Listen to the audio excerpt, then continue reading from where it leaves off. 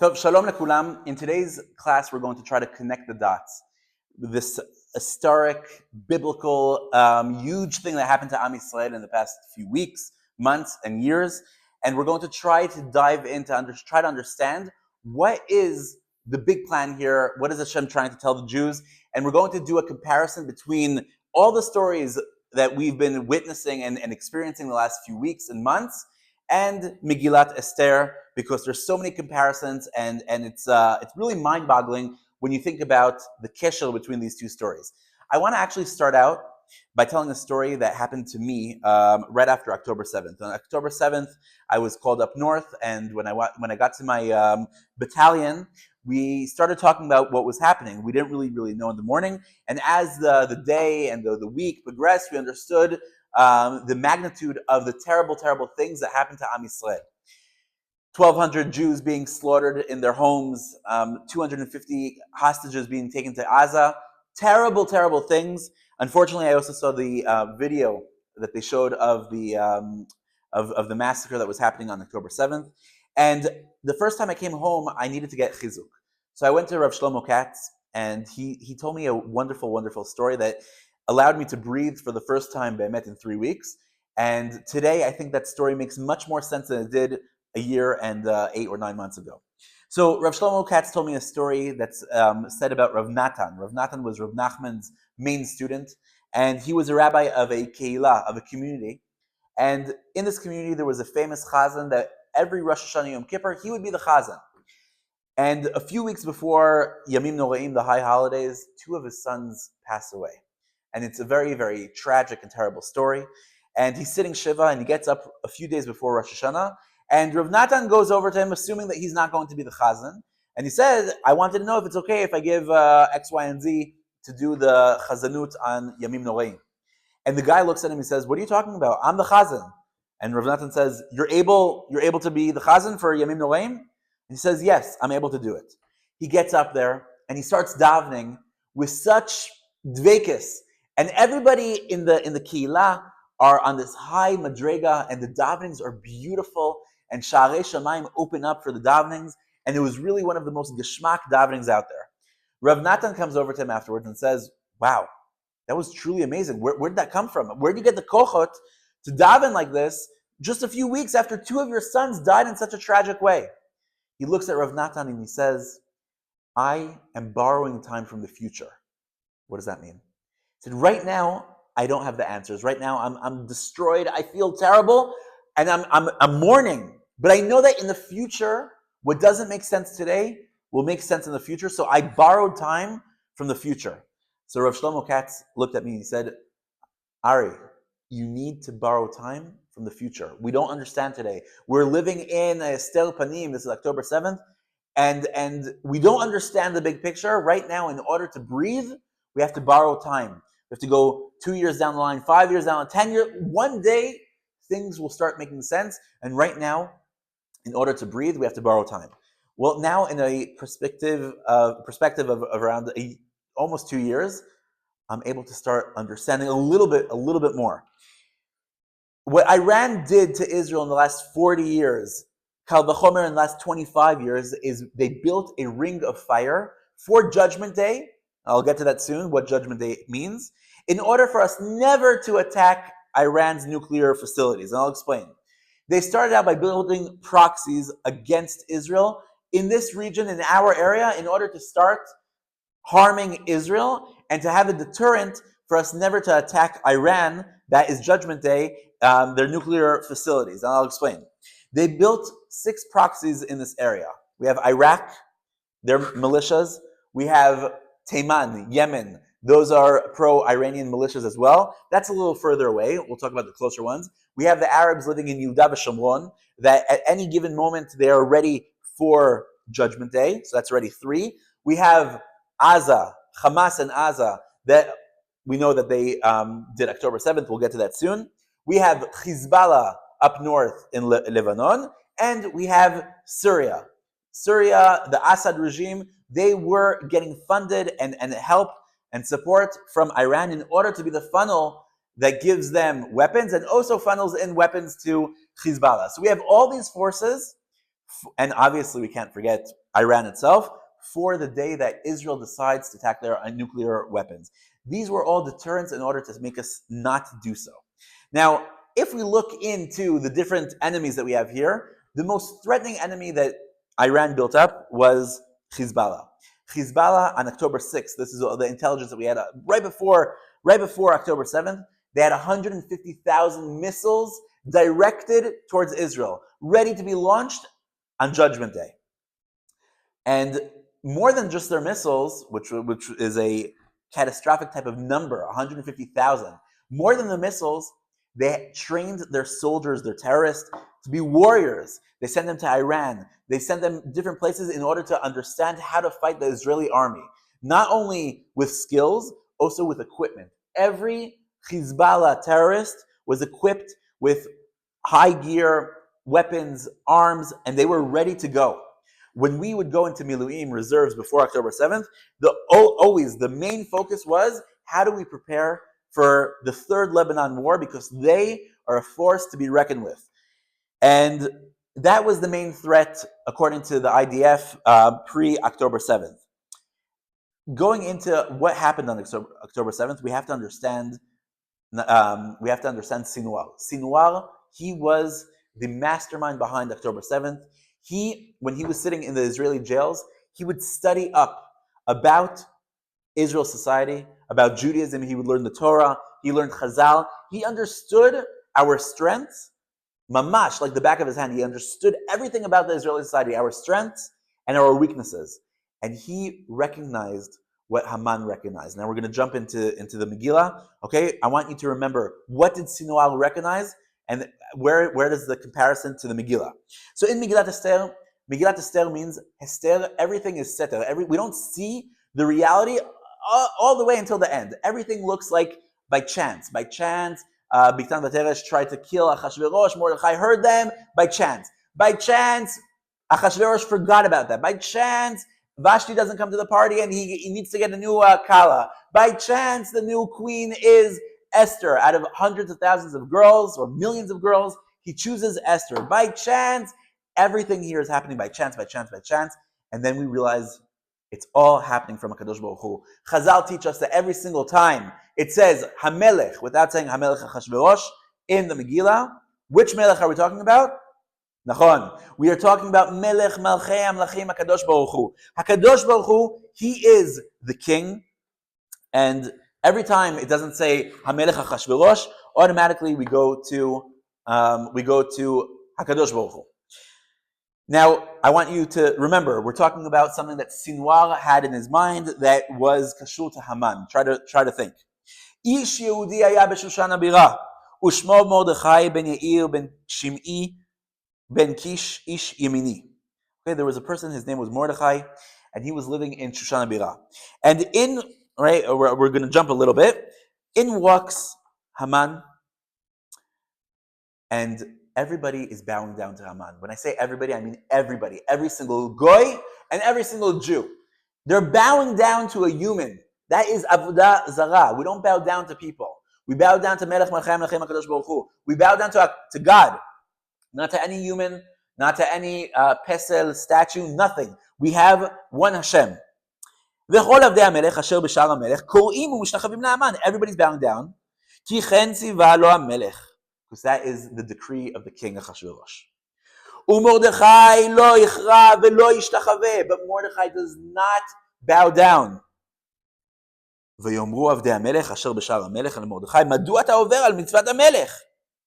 Why are you not listening to the king?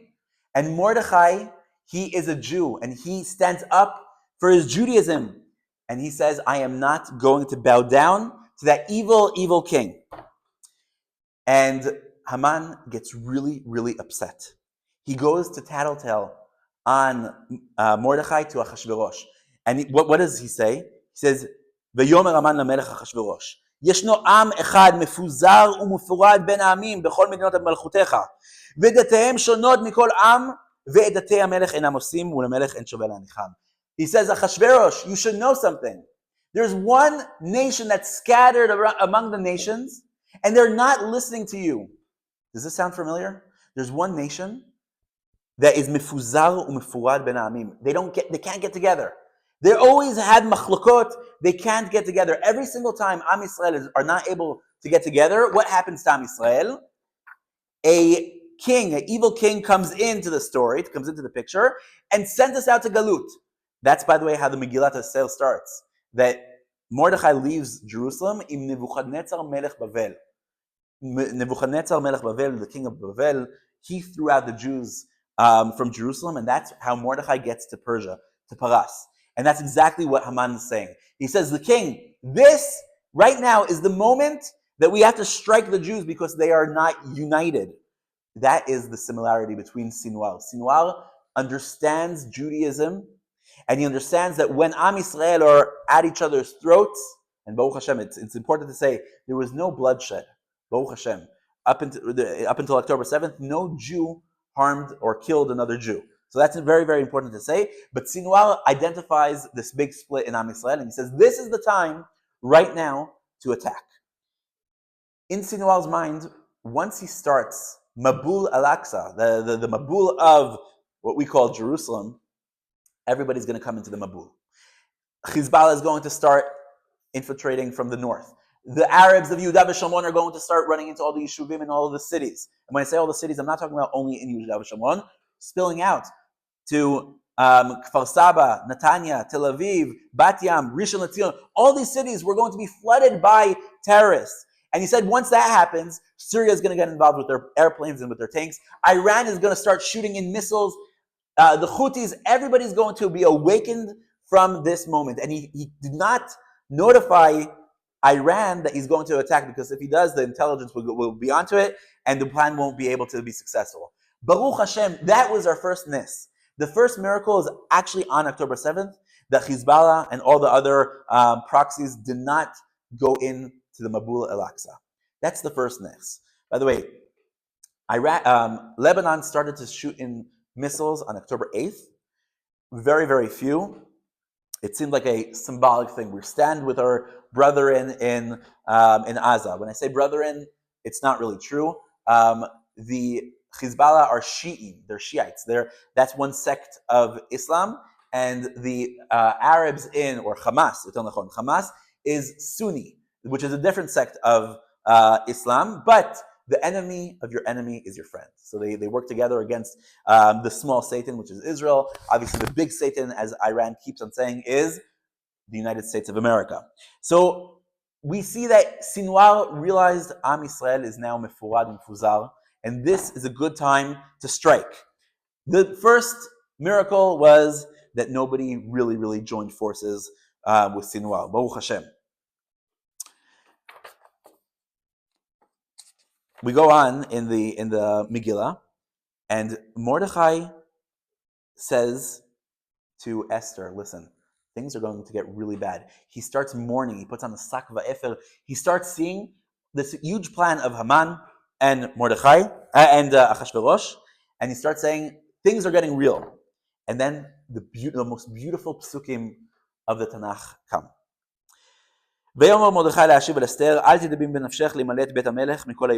Don't think you could run away. You're Jewish, even though you are living right now in the castle of the king of Persia. You intermarried, and not it wasn't her fault that she was taken. But he says, if you think you could get away from it, then you're mistaken. Ki'im acharesh tacharishi ba'et azot רווח והצלה יעמוד ליהודים ממקום אחר, ואת ובית אבך תעבדו. ומי יודע אם לעת כזאת הגעת למלכות.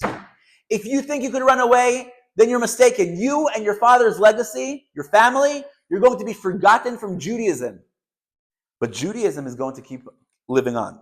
We are going to get saved. Maybe it's from you. Maybe this is the moment that you became a queen of Persia in order to save us. But you should know that even if you don't step up to this huge moment, we'll be saved. It'll come from a different way. This emunah that Mordechai has in Am Yisrael and the Kadosh Baruch Hu is something it's wow. Vatomer Esther la'ashiv el Mordechai. This is Esther's reply. לך כנוס את כל היהודים הנמצאים בשושן וצומו עליי ולא תאכלו ולא תשתו 3 ימים. Go gather the Jews. Go gather the Jews. They're scattered on 127 countries. It's not physically bringing them together. It's emotionally, spiritually, bring them together. If we want to succeed against Haman, the only way to do so is if we stand together as Jews. Right after October 7th, October 8th was the biggest unity in Am Yisrael that we've seen in ages. Because when we were fighting each other on October 6th, and then we got the slap of October 7th, already on October 8th, you saw religious, irreligious, right wing, left wing, everybody, young, old, everybody came together because we had a purpose. We had a common enemy, and we realized that we are willing to give our lives for Am Yisrael. Yes, that part of Am Yisrael might not look like me. They might not do the same mitzvot like I do or minhagim like I do. It doesn't matter. We are the Jewish people, and we're there to take care of each other.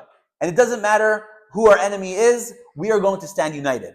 Once that happens, everything starts to flip. Everything starts to flip, and we are gaining power. So, we spoke a little bit about the strategic threats that Am Yisrael have. And I'd like to talk now about the way they started to fall down like dominoes. Hamas today is not considered a strategic threat. By the way, we're going to be jumping around in and out of the Megillah, in and out of current times. I hope you're with me. Right now, I'm going to be talking about current times. When Hamas started the attack on October 7th, they were a strategic threat to a part of Am Yisrael, of Medinat Yisrael. How do we know that? Because they actually conquered kibbutzim and yeshuvim. They took possession of kibbutzim and yeshuvim, something that didn't happen since it didn't even happen in the Yom Kippur War. So we're probably talking about 1948. We were conquering, they were conquering. That is something that did not happen for many, many, many years. And they were able to do that. When we talk about the Iranian regime, who runs it? Haminai, Haman. The name is the same name. Haminai and Haman, it's the same name. It's the same outlook. When Haman says, Lashmid, La'arog, La'abed et kol haYehudim b'yom echad, that is something that we have not seen in our whole history. Even Hitler, Yimach Shemo v'Zichro, never imagined or pictured to do it in one day. He created concentration camps, he did the Holocaust, he killed 6 million Jews over 6 years. Khamenei, the descendant of Haman in Persia, he said, we're going to do this all in one day. Not only will all our proxies ram and run into Medinat Yisrael to try to kill as many Jews, we are going to nuke them. We're going to send ballistic missiles. We're going to nuke each and every Jew. It's going to take us one day. It's the same story. It's the same story unfolding. And when we come together, we start knocking off our enemies. Today, Hamas is not a strategic threat. Yes, the war is still happening. Yes, we still have hostages. Yes, soldiers are still falling, Hashem Yirachem, but they are not a strategic threat to Medinat Yisrael. Going up north, Hezbollah had 150,000 missiles aimed at Israel. And as we start our intense operation there, we start blowing off the head of Hamas, of Hezbollah, with the beeper operation, and one day later with the walkie-talkie operation, and then by bombing and killing Nasrallah, our biggest enemy from up north, and we're able to take them down within 3 months of fighting. It's hard to stress here on the video how many threats we got from Hezbollah. We were preparing ourselves for one of the biggest wars that we knew against Hezbollah, and they cracked like that. It's not to say that there weren't fallen soldiers. There were, unfortunately. Fortunately, I also had to deal with a few. That's not the inyan. The inyan is we expected this huge war, and it just fell like dominoes. When the soldiers went into Lebanon, they describe that the Hezbollah just got up and ran away. They left their guns, ammunitions, jeeps. It was all ready. The rockets, the launchers. They dropped everything and ran because they saw the might of Am Yisrael, because we were working together, the intelligence and the army and the prayers and everybody, the front lines and the back line, everybody was working together because we knew if we're not working together, we're going to be scattered, we're going to go into Galut, and very bad things are going to happen to Am Yisrael. So we were able to bring down Hezbollah as a strategic threat. There still is Hezbollah, nothing to compare to the Hezbollah of 2 years ago. Right after, the day after we finish our operation in Lebanon and Hezbollah, the day after, the Assad regime starts to get heavy attacks from the rebellions, and within 2 weeks they take over Syria. Baruch Hashem, Hashem gave our leaders the chokhmah, binah, and dat to go in Yashar, to conquer Keter HaChermon, the top part of the Hermon, in order to be in control of everything that happens there on our Syrian border. We blow up the Air Force, the tanks, the Navy, everything of Assad, and we are able to make sure that Syria is not a threat. Now, why is this so important? In order to get to Iran, we need to fly over Syria, and Syria can't be a threat of anti-aircraft missiles. We need to know that we can go very, very far, fuel our planes over Syrian airspace in order to get to Iran. The fact that Syria fell was a Nes Galui, without any fallen Israeli soldier. Nes Galui. Another Nes Galui that happened, only in retrospect we're able to know, that the Houthis got involved. The Houthis are sitting in Yemen at the time that was the furthest enemy that we ever struck with our Air Force, and we had to know that we're able to do it. Our pilots had to know that they could fly hours upon hours, hit the target in Sana and Hudaida, and be able to come back safely. That gave them the self-esteem to know that they're able to do so in Iran when they'll need to. The fact that Iran sent hundreds of ballistic missiles twice, and Baruch Hashem, no Jew was killed, no Israeli was killed, that gave the Memshala, the Bitachon, to know we're able to do this. Unfortunately, 30 people were killed now in this 12-day war with Iran. Having said that, imagine, God forbid, if those ballistic missiles would have killed tens or hundreds of people, which definitely could have happened, we might not have got the guts to do what we need to do in order to eliminate Iran's nuclear power. I'm going back and forth. I'm going back now into Megillat Esther. בלילה ההוא נדדה שנת המלך, ויאמר להביא את ספר הזיכרונות, דברי הימים, ויהיו נקראים לפני המלך. המלך, הקדוש ברוך הוא, is reminded, wait, there is Am Yisrael. Am Yisrael is my nation. I need to take care of them.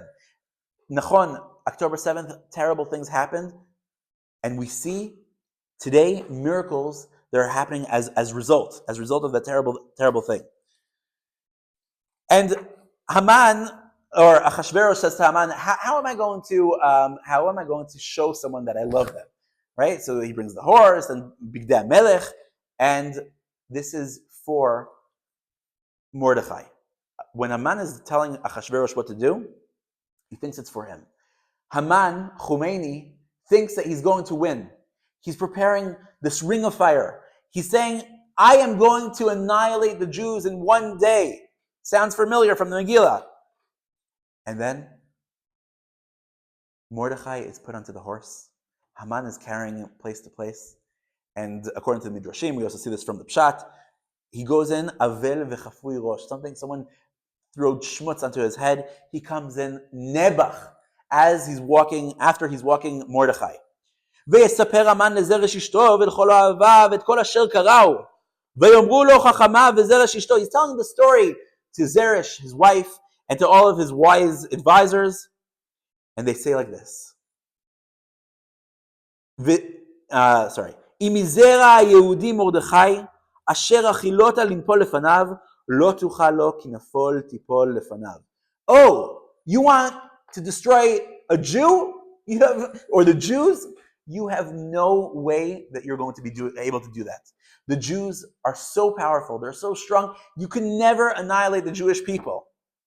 If I was Haman, I would say, now you tell me, right? You'll never be able to, because the Jews are Am HaNetzach. We are the eternal nation. We are a nation of God. We are blessed. Everybody that tried to do this in the past, the Egyptians, the Amalekim, the Bavlim, the Romaim, the Persians, every single nation that tried to do that, at the end of the day, lost. You won't be able to. And I think it's starting to sink in for Haman what's happening here. There's another mind-boggling thing that we see in the Megillah.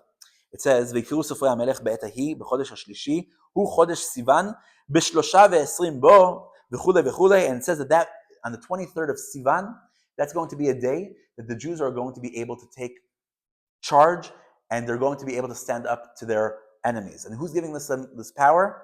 The king. On Sivan, the 23rd of Sivan this year, just 2 days before the Americans dropped their B-2 bombs on Fordow in Iran, Trump gave the order to do so on the 23rd of Sivan. And it says in the Megillah that this day is going to be a special day for the Jews also in the days to come. Because the king is allowing them to protect themselves against all of their enemies. We're seeing this today. We're seeing how every little detail of Judgment Day is being unraveled and how we are able to stand up against our enemies at this time. In order to really try to understand this story, we have to put on the spiritual lens, because the spiritual lens is making sense out of the whole story. It started in a terrible way. We know what we say, it starts with Evel, also the Megillah, and also October 7th. It starts with a terrible decree against the Jews, but it turns into a simcha. And in the simcha, we don't forget the terrible things that we went through, but it gives us energy to go forward, to understand, wait, HaKadosh Baruch Hu is with us. And just like he was with us in the days of Esther, he is with us today against our modern day Haman, Khomeini.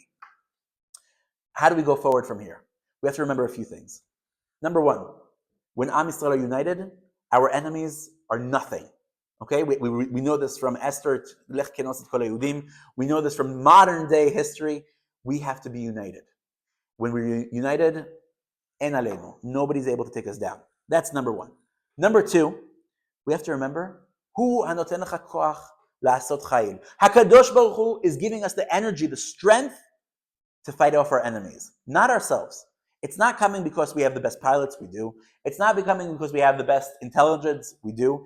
It's coming because Hashem is giving us the capability to have the best pilots and to have the best intelligence and to have the best people. You know, the people of Am Yisrael, what we were going through, and now it's key we have to go on and live our normal lives. No, take a second. Cry for what needs to be cried. Praise Hashem for what needs to be praised. Stand up strong, stand up tall. We have to continue. And that's what brings me into my third point. How do we continue from here? We don't win wars in order to win the war.